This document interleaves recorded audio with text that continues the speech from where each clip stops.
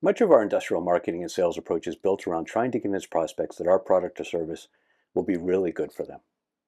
The reality, though, is that they know, and we know, and they know that it's not really good for all of them. It may be absolutely freaking awesome for some and a total waste, if not actually destructive for others.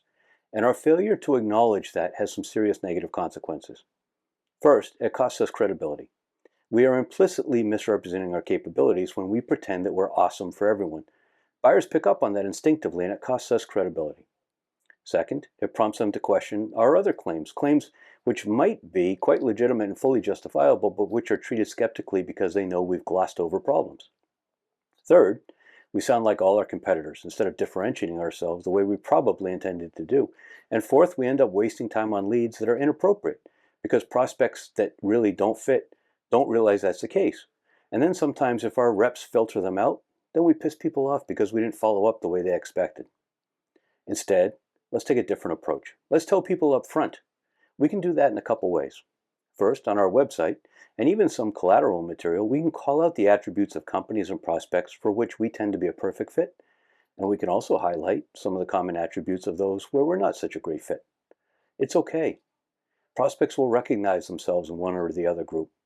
And we can also clearly outline the kind of problems, frustrations, and disappointments that can arise in implementation. That gives us a lot of credibility. Second, we can do that in our sales process too. Let's be upfront with people. We can say something like, experience tells me that if I was sitting in your chair, I'd be tired of hearing all the glossy promises, and I'd probably be asking myself, what can go wrong? And, you're right to ask that. There are legitimate concerns. Implementation could be delayed. Your team might require more training than we're both assuming. There could be some technical detail that we both miss up front, and your team might actually resist adoption. Of course, the specific concerns and scenarios will differ with your product or service, but you get the idea. And I'm probably missing some specific to your situation. Based on what you know, let's skip ahead 6 months after we both hoped that this would be fully implemented. If something has gone wrong, what's your prediction? Or why might that be the case? When you ask that kind of a question of a prospect, this is actually a form of a premortem.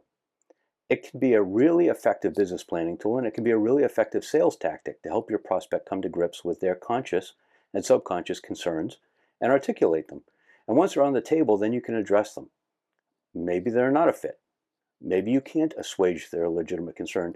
Or maybe you have specific approaches that address these, particularly using the T step in the jolt effect to take risk off the table.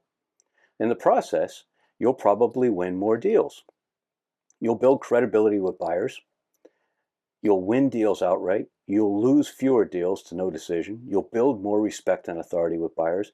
And you'll differentiate yourself and your company and your products in ways that no list of technical features ever can.